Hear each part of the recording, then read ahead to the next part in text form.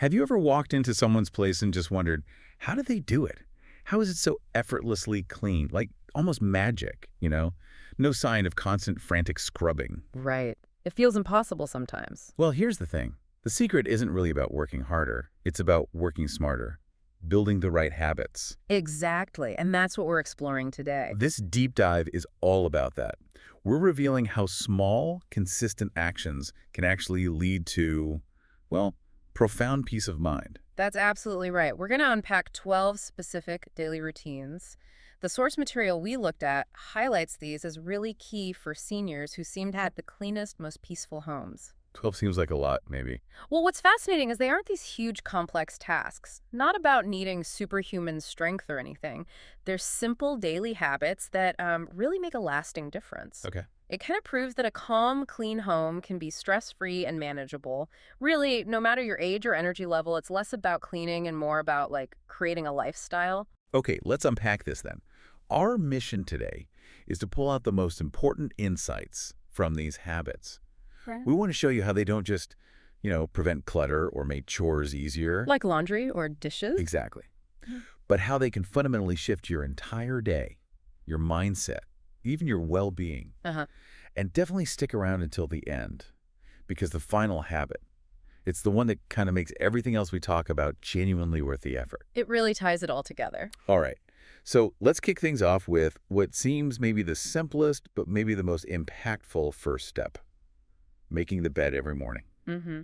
The source calls it your immediate first win of the day. It's quick, like 2 minutes maybe, but it apparently transforms the tone for the whole day. Makes a bedroom feel cared for instantly, even if it's not, perfectly smooth. It's amazing the ripple effect of that small action. It's what some call a keystone habit. Keystone habit.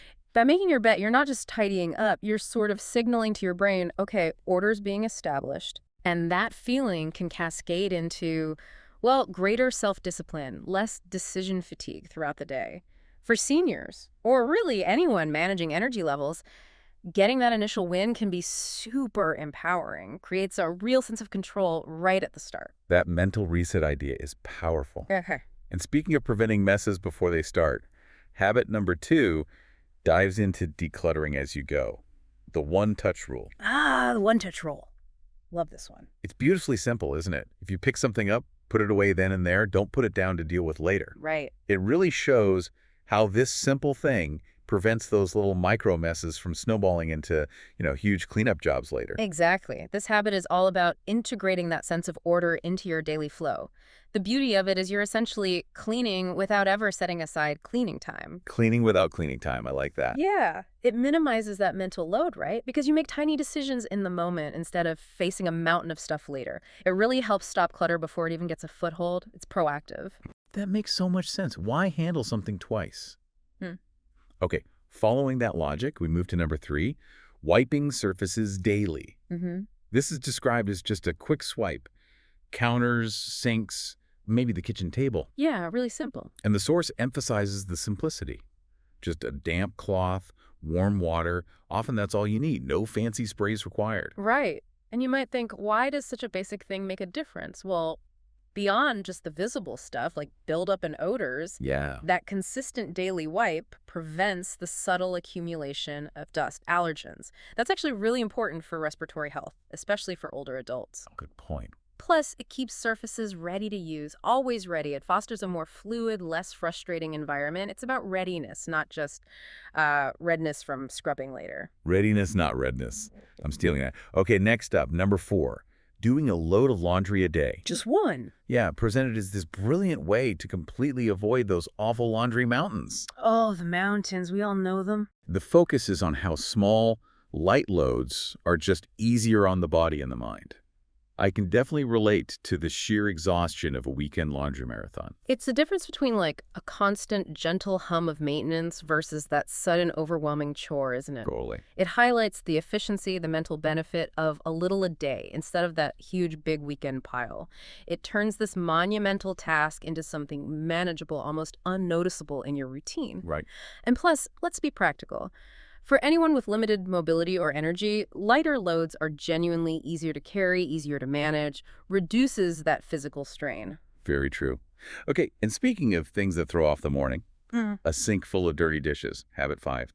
Never leave dishes overnight. The cardinal sin for some. Huh. Yeah. The immediate payoff here is super clear. A clean sink equals a calm morning. It's framed as just a quick 5 minutes after dinner kind of reset for the whole kitchen. And this is a prime example of how integrating a small task into your, say, evening wind-down routine helps you end the day with a clean slate. It removes that psychological barrier for the next morning. I mean, think about it. Waking up to a clean kitchen, it removes that immediate visual stress, lets you start your day feeling peaceful, prepared, not instantly facing a chore. Okay, I confess that's one I struggle with sometimes. Yeah. Another source of chaos, for me anyway, is paper. All the paper. Oh, the paper monster, yes. So the next habit is controlling paper clutter daily. The source points to the usual suspects. Yeah. Junk mail, receipts, coupons. Liars. Right. And stresses dealing with them on the spot. Don't let them pile up. It also suggests practically keeping a shredder or a recycling bin and maybe an inbox right near the door. And what's interesting here is the return on investment. You spend maybe 1-2 minutes a day doing this to avoid potentially hours of sorting through paper chaos later. And it's not just about tidiness. It's about preventing lost bills, missed appointments, that low-level hum of stress from disorganized paper. It's decluttering your life, really, and your headspace. It's amazing how much mental space paper takes up. Okay, habit 7 is letting fresh air in every day. So simple. Concept. The recommendation is literally just opening a window, even for 5-10 minutes. And this points to how these seemingly simple actions can have really profound multisensory effects, you know? How so?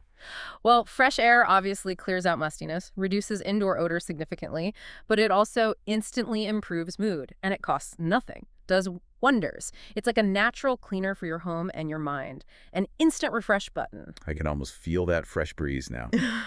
Okay, number 8, dusting high-touch surfaces daily. High-touch surfaces, important distinction. Yeah, examples given are things like remote controls, nightstands, maybe tables you use often.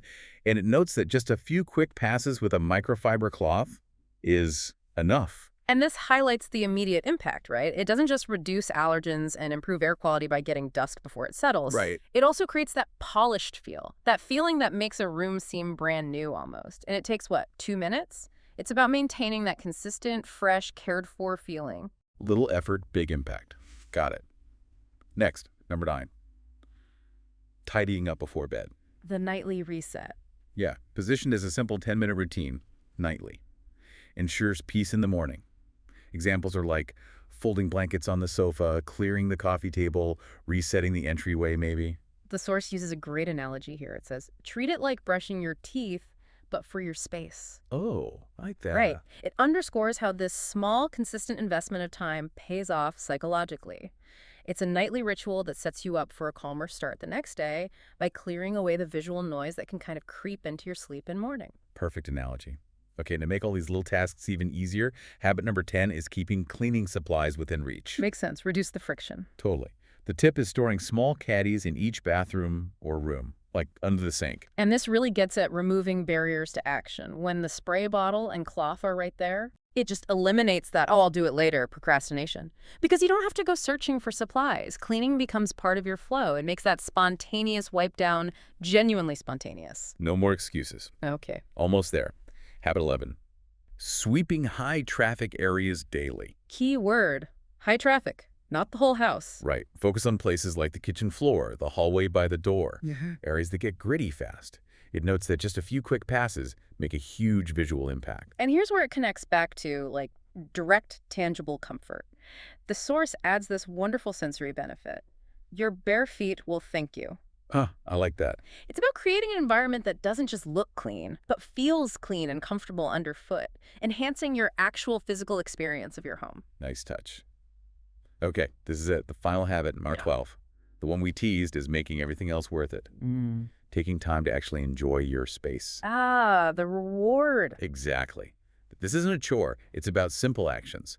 Sitting with a cup of tea, maybe lighting a candle, just opening a window and soaking in the calm you've created. What's really profound here is the meaning behind it. It's about consciously taking a moment to feel what you've created. This is that secret final habit. It transforms all those previous little tidying efforts from just chores into, well, meaningful acts of self-care. It connects directly to cultivating peace of mind, not just a clean counter. It's about truly inhabiting and appreciating the sanctuary you've shaped, making the effort feel worthwhile. That really elevates the whole process. Absolutely. So if we tie this all together, the big theme from the source material is pretty clear. Truly clean, peaceful homes, they don't come from those frantic once-a-week scrubbing marathons. Right. They come from small, loving, consistent choices made daily. The real power is in that consistency, integrating these small efforts into life, not overwhelming yourself with huge bursts of activity. It's really an investment in your continuous well-being. Small, loving choices made daily. I like that, Brain. Okay, so considering everything we've unpacked in this deep dive today, which of these daily habits stands out most to you listening right now? Which one feels like something you might try first? And how do you imagine it could start to shift your home and maybe, more importantly, your peace of mind?